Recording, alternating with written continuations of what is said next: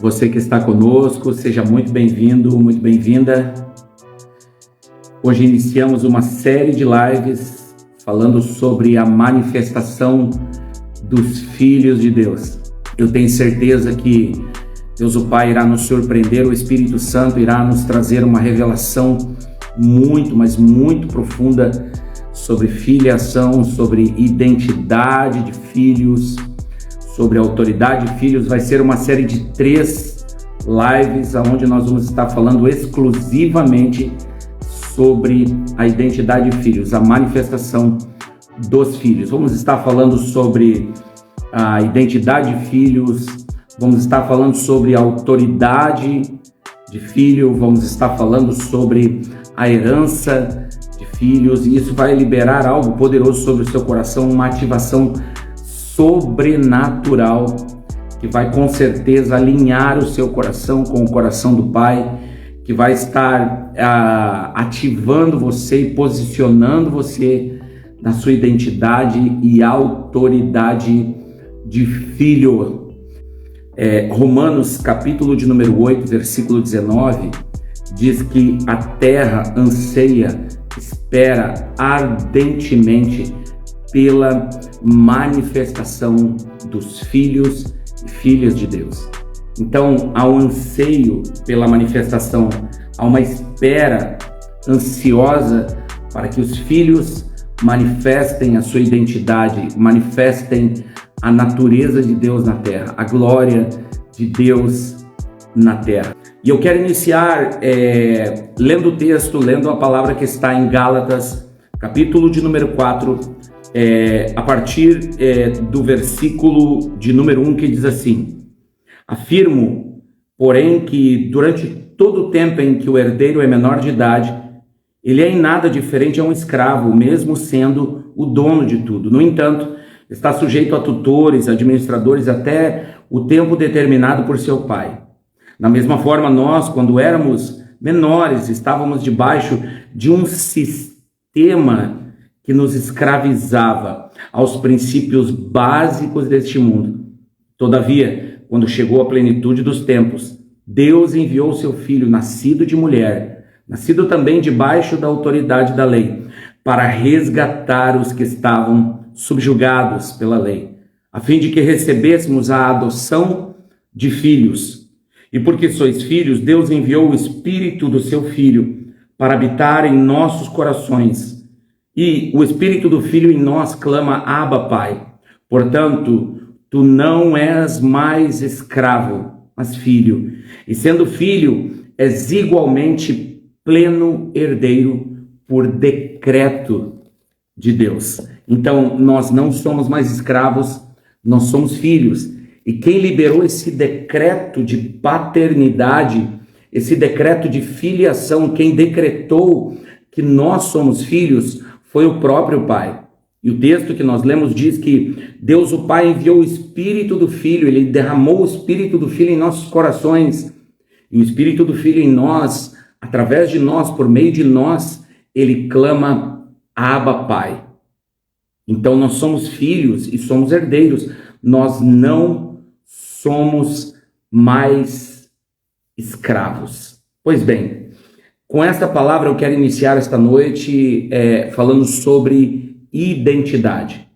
Eu quero iniciar essa série de lives falando sobre identidade. E para falar sobre identidade, eu preciso destacar 2 pontos aqui.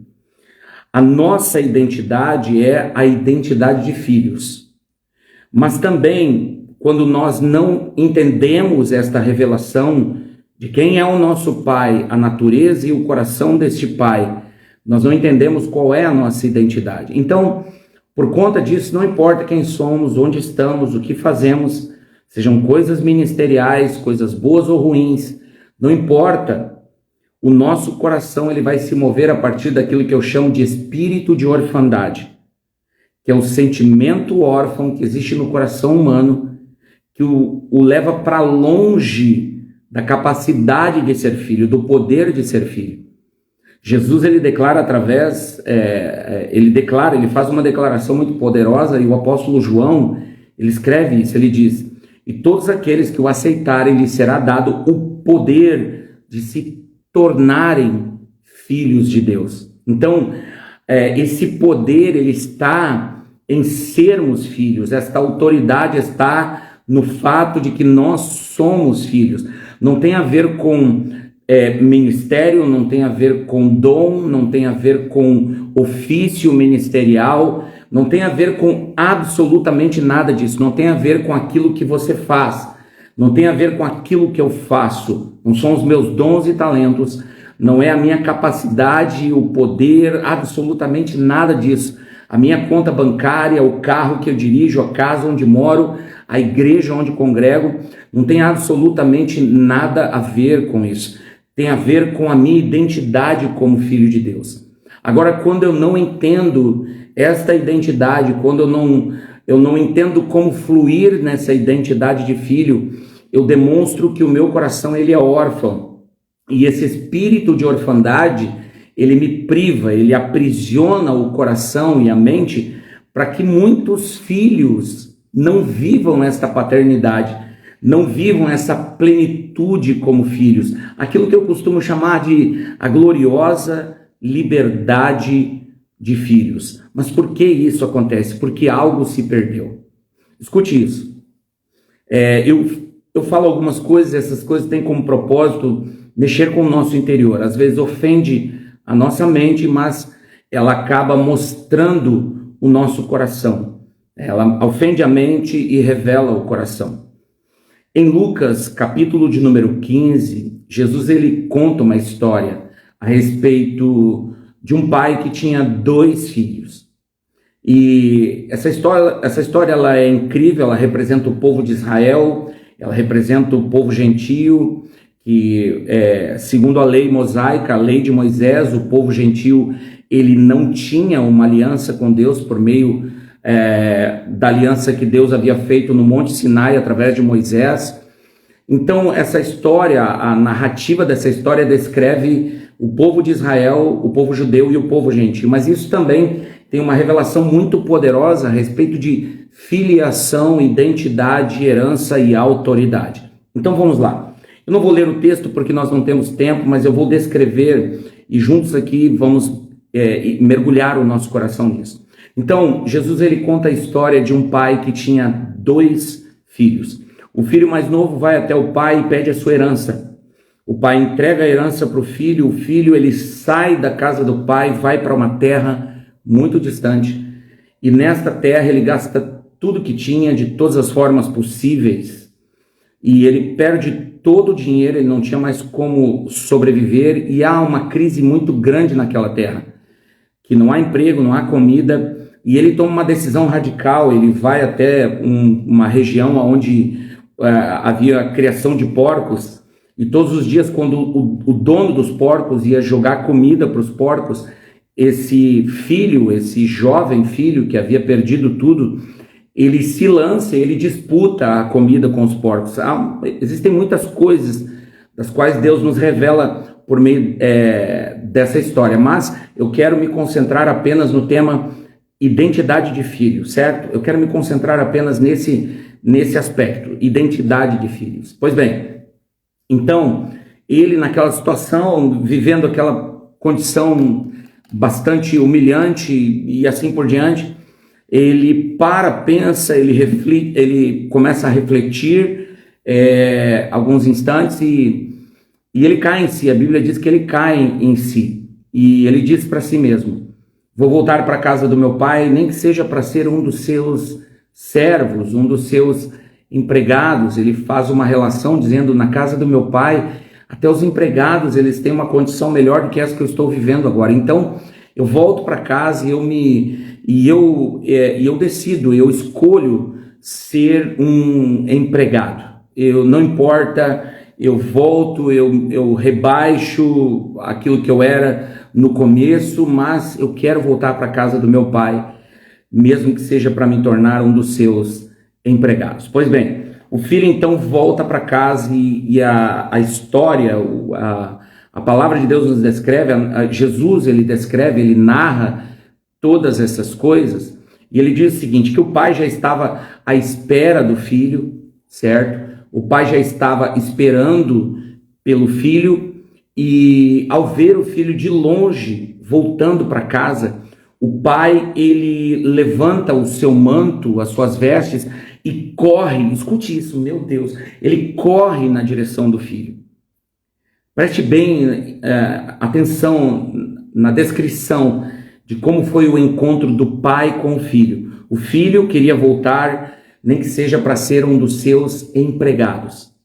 Mas aí o pai, vendo o filho voltando, o pai levanta suas vestes e corre na direção deste filho amado. E antes que o filho dissesse qualquer coisa, pedisse perdão, explicasse qual foi a situação, se humilhasse, dissesse eu não tenho mais direito de ser um filho, antes de qualquer coisa, antes de qualquer uma destas coisas acontecerem, a Bíblia diz que o pai o abraçou e o beijou fraterna e carinhosamente.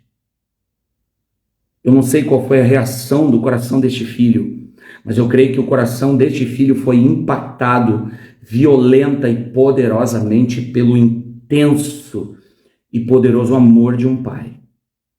Imagine comigo, pense comigo por alguns instantes. O filho pensava em se tornar um empregado. Ele já estava convicto de que não seria bem recebido de volta na casa do seu pai. Mas o pai o recebe com tanto amor, o pai o recebe com tanto carinho, o pai o recebe com tanta honra. O pai o ama tão profundamente e o pai dá uma ordem agora para os servos. Ele diz para os servos: matem o bezerro que eu tinha preparado para o retorno do meu filho. Façam uma festa, digam a todos que é momento de celebrar, é momento de nos alegrarmos. Porque o filho que eu achava que não o teria de volta, voltou para casa. Depois ele diz: tragam roupas novas e uma sandália para os seus pés. E traga-me o anel. Essa atitude do pai e todas as palavras que foram liberadas pelo pai, as ordens divinas que foram dadas pelo pai aos seus servos, trouxeram restauração total para este filho. Preste atenção. Quando quando esse pai, ele ordena que faça uma festa, ele está querendo dizer para o filho: eu não estou triste e decepcionado com você. Você não me decepcionou, meu filho. Eu estava ansioso por este reencontro. Quando o pai manda que façam uma festa, ele está liberando algo sobre o coração do filho, dizendo: filho, não se preocupe, eu não estou decepcionado ou bravo com você. Eu te amo, meu filho amado e precioso. Eu amo você incondicionalmente, não importa o que aconteceu. Eu amo você, filho. Eu te amo, meu filho. Depois o pai pede que tragam sandálias para os seus pés. Ele quer curar os pés, ele quer restaurar os pés do filho que fez uma caminhada de dor, de pecado. Os pés, eles carregam a marca, os pés carregam os sinais dos lugares onde nós andamos, dos lugares onde nós fomos. Quais foram os lugares onde esse filho esteve? Ele gastou todo o seu dinheiro, ele gastou tudo que tinha, de todas as formas possíveis que você pode imaginar. Quanto pecado, quanta mancha, quanta mácula. Os pés dele levaram ele para lugares obscuros, lugares de medo, lugares de trevas. Então agora o pai ordena: tirem, meu filho precisa de sapatos novos, de sandálias novas, eu vou restaurar os pés, eu vou curar o caminho dele, os pés dele. Depois o pai diz: tragam-me roupas novas, vestes novas. Tirem essas vestes de vergonha, tirem essas vestes de escravo e deem a ele vestes de honra, porque ele é o meu filho amado. Vistam ele com honra, coloquem sobre ele uma capa de honra de filho. E depois o pai disse, agora preste muita atenção nisso, isso é extremamente importante entendermos. O pai diz: traga-me o anel. O que representa este anel? Você pode colocar nos comentários, fique à vontade, não tem problema. O que representa este anel? O anel, ele representa a autoridade. Ou seja, com esse gesto de colocar de novo o anel no dedo do filho, ele está restaurando a autoridade que o filho havia perdido. Ou seja, a autoridade, ela está ligada à identidade. Escute isso, meus amigos. Autoridade não tem a ver com o título que nós carregamos ou temos. A palavra de Deus diz que o Senhor, ele levantou uns, ele escolheu uns como apóstolos, profetas, evangelistas, pastores e mestres. Mas a autoridade, ela não está num título. A autoridade está na identidade, meus amigos. Identidade. A autoridade da qual Jesus carregava estava na sua identidade de filho, meus amigos. Na sua identidade de filho. O anel, então, restaura a identidade. Isso mesmo, meu amigo. Ele representa a família. Ele representa a sua origem, a sua identidade. Ele representa quem é o seu pai. Pense comigo por alguns instantes. Jesus é batizado nas águas, o Espírito leva Jesus para o deserto para ser tentado pelo diabo. Depois de 40 dias, a Bíblia diz que Jesus teve fome, o diabo aparece e fala o seguinte, olha, as palavras do diabo foram essas: se tu és o filho de Deus, transforma pedras em pães. Não era sobre pedra e pão, meus amigos, era sobre identidade. Se tu és o filho de Deus. Então, a autoridade que nós carregamos, ela está conectada não a um título, ela está conectada à nossa identidade como filho. O lugar mais alto que eu e você podemos ocupar é o lugar de filhos. Filhos amados. Efésios diz que Deus o Pai nos escolheu antes da fundação do mundo para sermos filhos. Efésios capítulo de número 1 diz: vocês foram escolhidos antes da fundação do mundo para serem filhos amados por intermédio de Jesus Cristo. Nós somos filhos amados por intermédio de Jesus. E também diz, Paulo escreve isso na carta aos Efésios, o lugar onde estamos, vocês estão assentados com Cristo nas regiões celestiais. Depois, fala que por sermos filhos, nós temos uma herança, meus amigos. Quão poderosa é essa restituição que o Pai ele traz sobre a vida, então, do filho pródigo. Agora ele volta para a casa do Pai, o Pai restaura ele em todos os níveis, restaura a identidade dele como filho, a autoridade dele como filho, restaura ele completa e poderosamente. E agora nós estamos em uma festa linda, maravilhosa, todos estão felizes, alegres, estão contentes pela volta do filho e assim por diante. Pois bem, só que o filho mais velho, ele estava no campo trabalhando para o seu pai. Ele retorna do campo, ele volta do campo e ele então vê a festa, os gritos de júbilo e assim por diante, a música, a alegria. E ele chama um dos empregados do pai e pergunta o que está acontecendo, por que essa festa? Por que esse momento? O que aconteceu para que o meu pai promova uma festa? Então, um dos empregados diz, você não sabia? Pois bem, o seu filho, o seu irmão, que achávamos todos que estava morto, ele está vivo e voltou para casa, e o seu pai mandou que fosse então feita uma festa para ele. A Bíblia diz o seguinte, o filho então se indignou em seu coração. Agora esse mesmo pai que correu de encontro ao filho mais novo, esse pai também vem de encontro ao filho mais velho, e pergunta para o filho, o que houve, meu filho? Por que você está assim? Por que o seu coração está assim? Por que o seu semblante está assim, filho? E o filho então diz o seguinte, preste atenção agora. Assim como o anel foi um momento chave na vida do filho pródigo, esse é um momento chave na vida do filho mais velho. Preste atenção. O filho declara para o pai indignado o seguinte, ele diz, pai, eu sempre estive aqui com você. Eu sempre fiz tudo o que você mandou que eu fizesse. Eu fui extremamente fiel e obediente a você. Mas você nunca me deu sequer um cabrito para fazer uma festa ou celebrar com os meus amigos. O pai olha para o coração desse filho e diz: filho, você não entendeu, filho. Você não entendeu ainda que tudo o que é meu também é seu? Pois bem, essa parábola nos descreve não apenas um filho que perdeu a identidade, mas 2 filhos que tiveram a perda da sua identidade. Escute o que eu vou lhe dizer. Algumas pessoas acreditam que Satanás ele quer roubar o seu carro, que Satanás ele quer tirar o seu dinheiro, ele quer roubar a sua paz. Alguns acreditam que o diabo quer tirar a sua casa. Outros até acreditam que o diabo quer destruir o seu ministério. Mas sabe o que na verdade Satanás ele deseja? Ele quer roubar a identidade.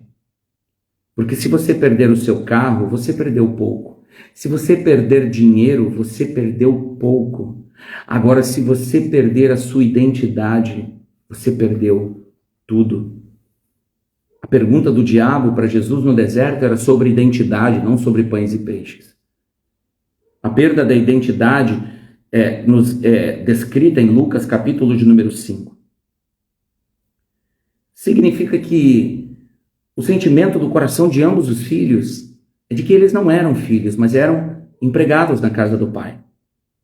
Eu quero citar aqui, eu quero falar um pouco a respeito dessa natureza, desse coração órfão, que eu chamo de espírito de orfandade.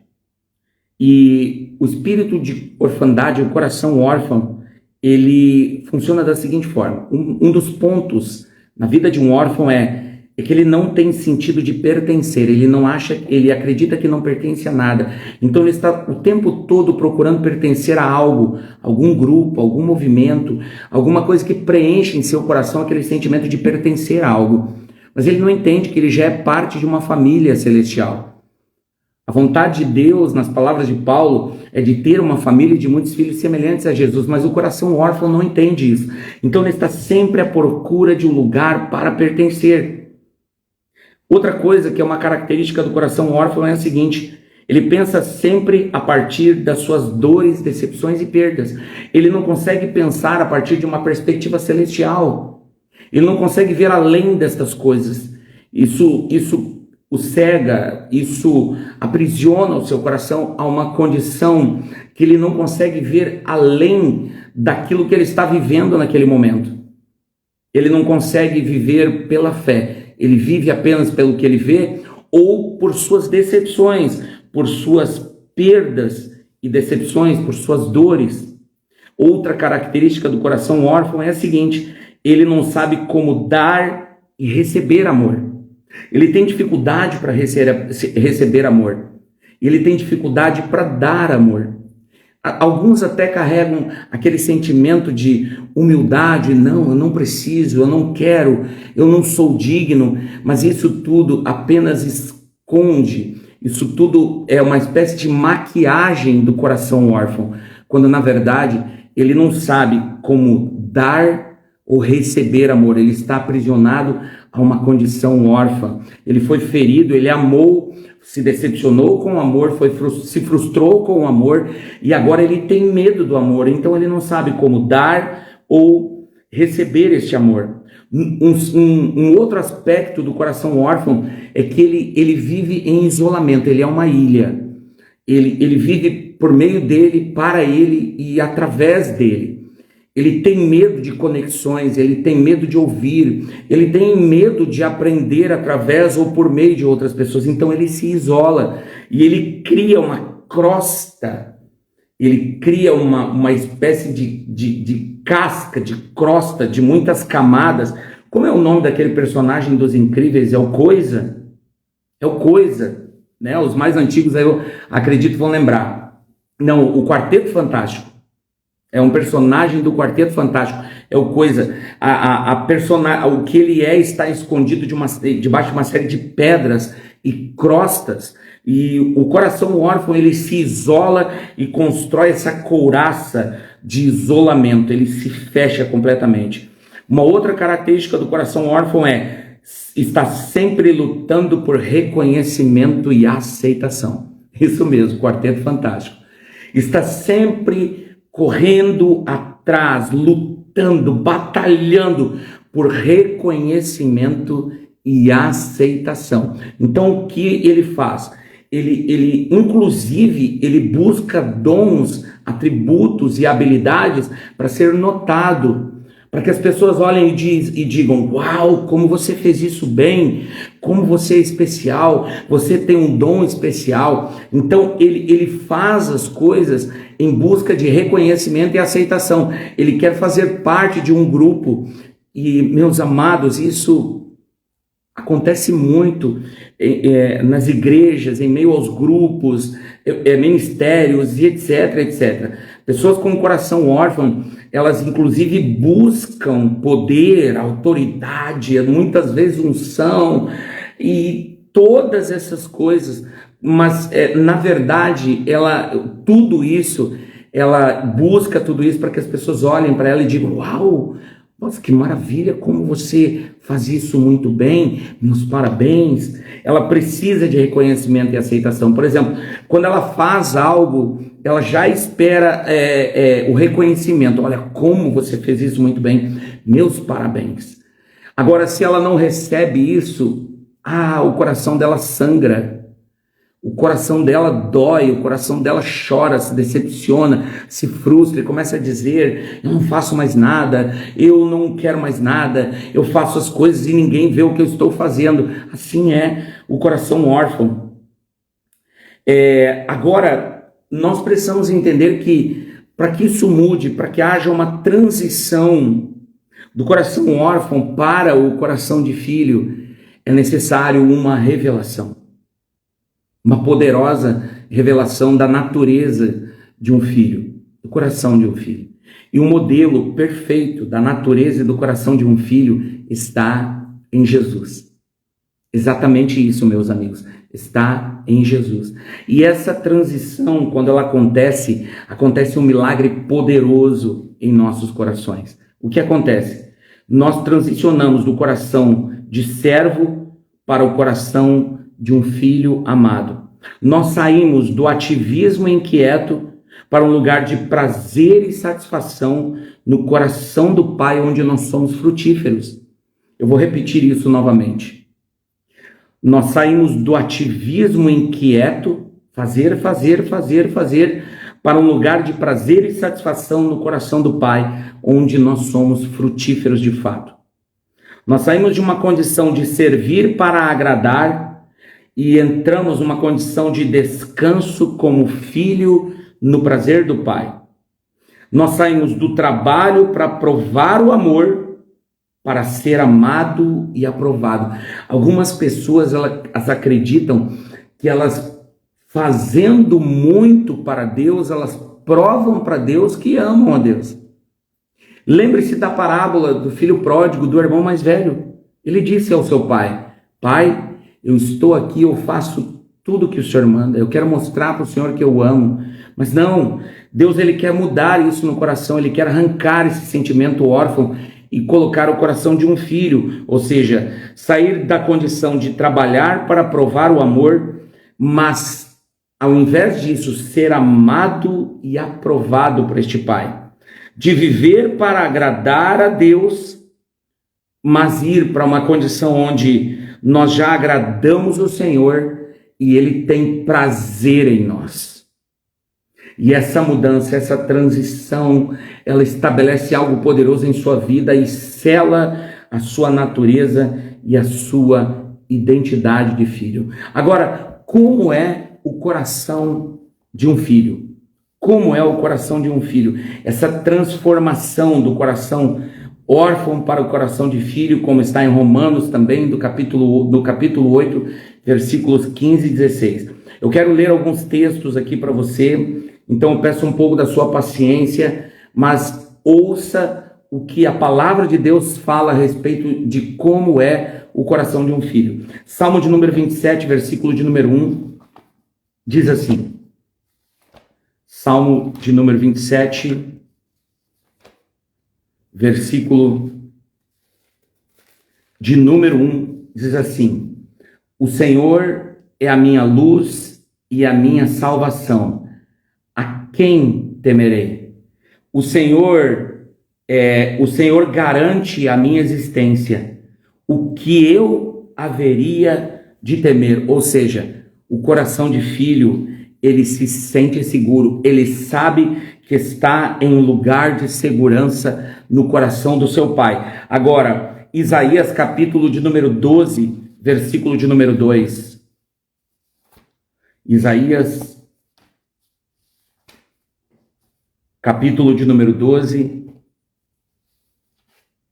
versículo de número 2, diz assim: Deus é a minha salvação, sinto-me inteiramente confiante, de nada tenho receio, porquanto, sim, o Senhor é a minha força, é o cântico do meu coração, Ele é a minha salvação. Ou seja, o coração de filho, ele sabe confiar em Deus. Ele sabe confiar em Deus. Não há sombra de dúvida no coração de um filho de que Deus irá cumprir a sua palavra, aquilo que ele prometeu. Então, o coração de um filho, ele sabe confiar. Terceiro, 1 João capítulo 4, versículo 18.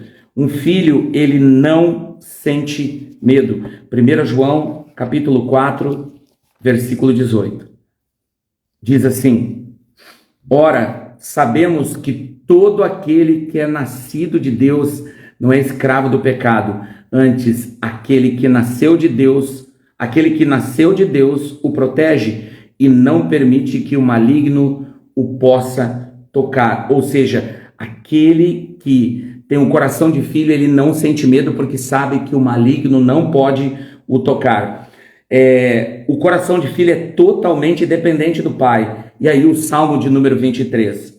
O coração de filho, ele sabe que já foi aceito.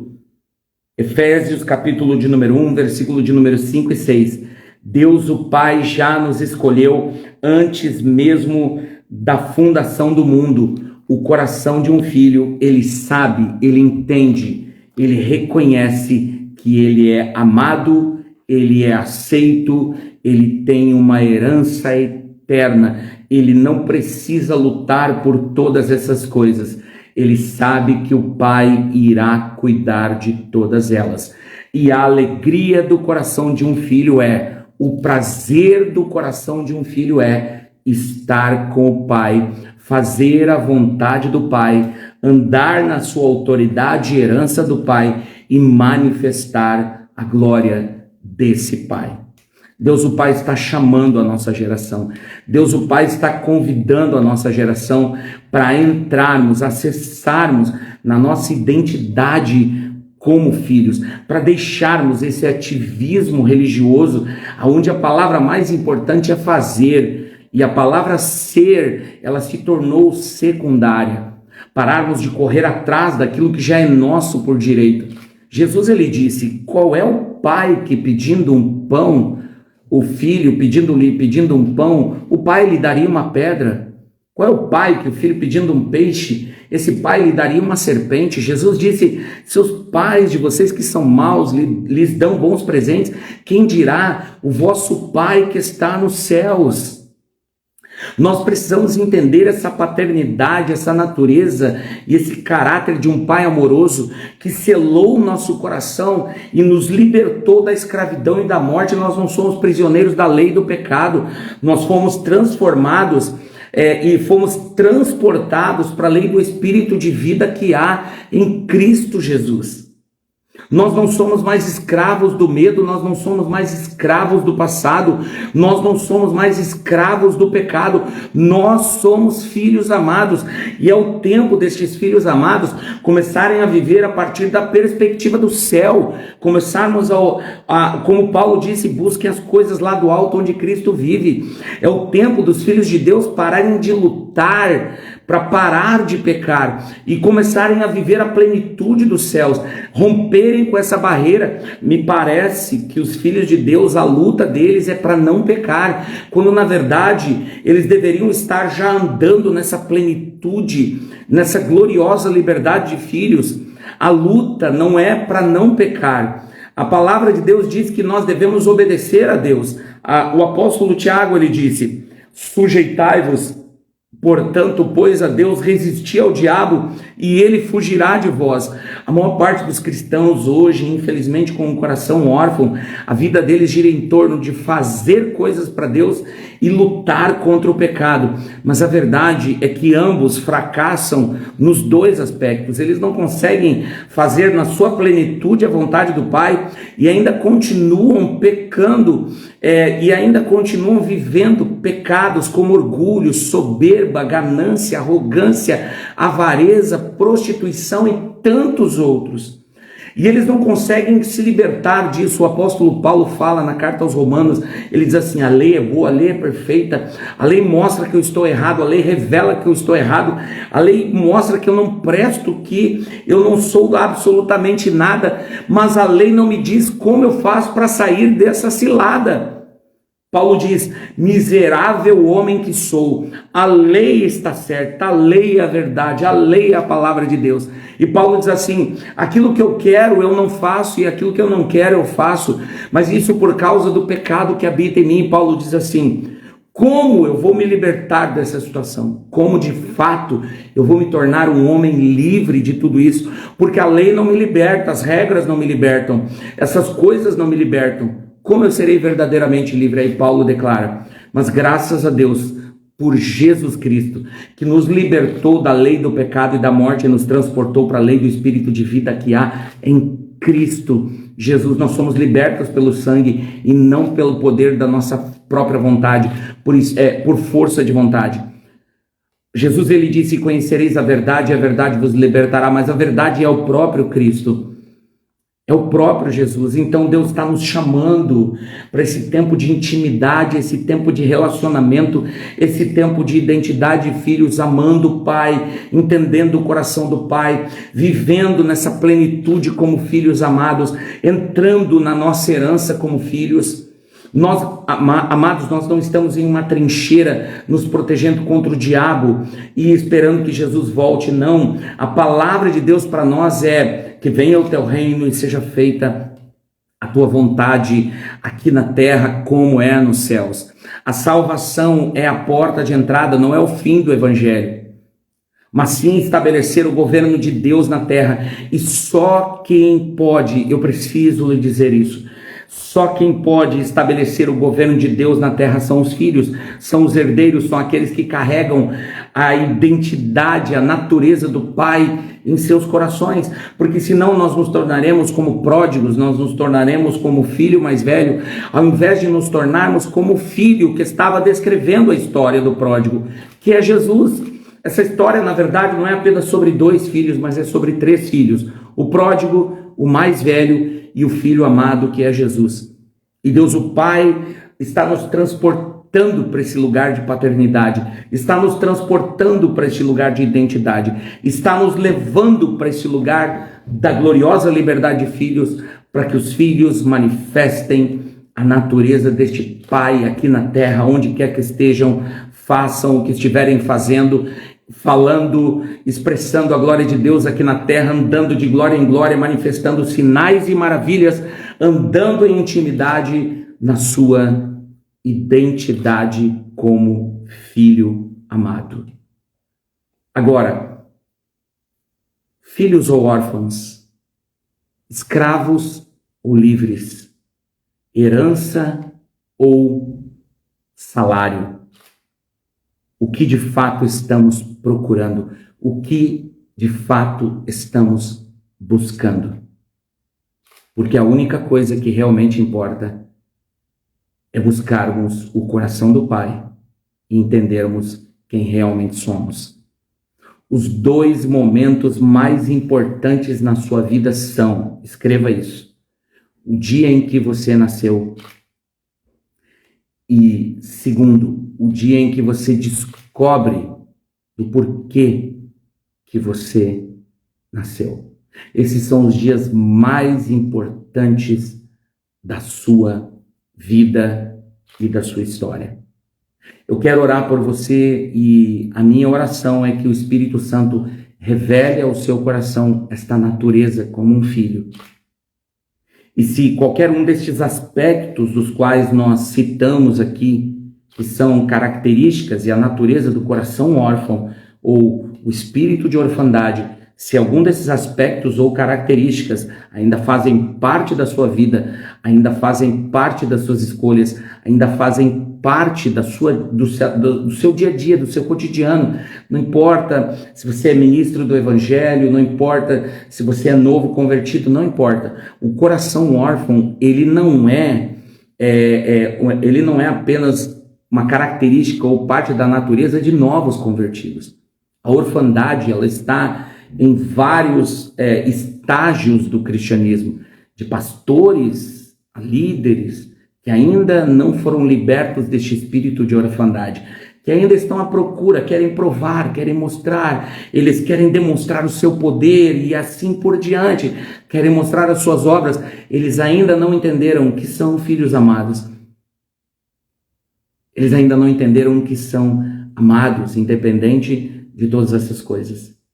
E esse lugar de filho é o que garante a sua herança. E é esse lugar de filho que é o que garante uma vida sobrenatural e plena de milagres, de prosperidade sobrenatural em sua vida. Eu quero declarar isso.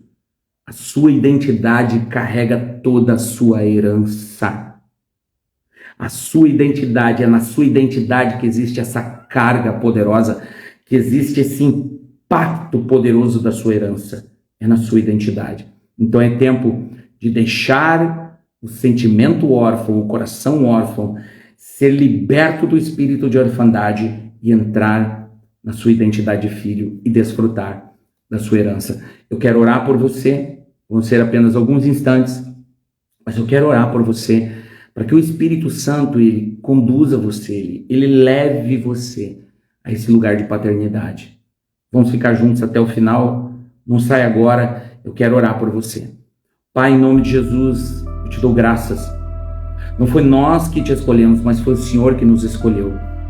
E o Senhor nos chamou como filhos, o Senhor nos libertou da escravidão, do medo, do pecado, e o Senhor nos tornou filhos por adoção. E hoje o Espírito Santo em nós, e por meio de nós o Espírito clama: Abba, Pai. Nós somos teus filhos amados, nós somos os teus filhinhos, e o Senhor é o nosso Abba, Pai. O Senhor é o nosso papai. O Senhor nos ama incondicionalmente. Esta herança de filhos, essa plenitude de filhos está à nossa disposição desde o dia em que nós rendemos a nossa vida ao Senhor. Esse poder de filhos, ele nos foi dado quando nós fomos salvos. Então a salvação é a porta de entrada para a filiação, a salvação é a porta de entrada para a nossa herança. Então, Pai, conduza poderosamente o coração dos teus filhos amados a este lugar de revelação poderosa da natureza como filho, da sua natureza de filho, da sua liberdade de filho, da sua herança como filho. E todo o sentimento órfão, o espírito de orfandade, Senhor, que sempre está em busca de aceitação, de reconhecimento, esse espírito de orfandade que não sabe dar e receber amor, esse espírito de orfandade que funciona, que vive a partir das suas dores, perdas e decepções. Pai, em nome de Jesus, toca esse coração e muda esta realidade. E que venha, Senhor, algo poderoso sobre o coração do teu filho amado. Ele entre nessa estação de gratidão, nesse lugar de gratidão, nesse lugar de herança.